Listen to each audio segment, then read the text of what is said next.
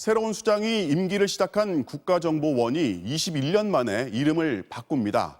대외안보정보원. 이름에서 그 역할을 분명히 하고 있지만 국내가 아니라 국외 또 정치 관여가 아니라 안보 관련 정보만 수집하겠다는 겁니다.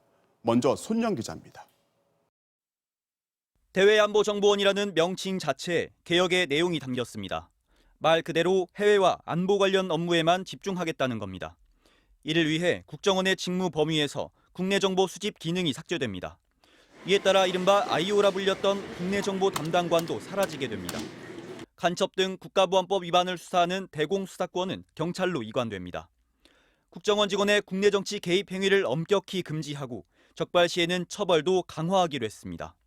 정치 관여, 민간인 사찰 등의 지속적인 불법 행위를 근절하기 위해 형사처벌을 대폭 강화하는 등 국정원의 불법 행위가 재발되지 않도록 하겠습니다. 이 같은 내용의 법안은 지난 20대 국회에서 여러 차례 제출된 적이 있습니다. 국정원의 정치 관여 행위가 드러나면 10년 이상의 징역형에 처하고 공소시효 역시 20년 이상 적용하도록 했는데 야당의 반발로 무산됐었습니다.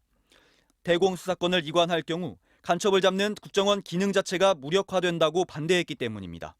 그 권력 자체를 뺏어서 다른 기관으로 넘기는 것은 좀 동의하기가 어렵다, 이런 측면이 있고.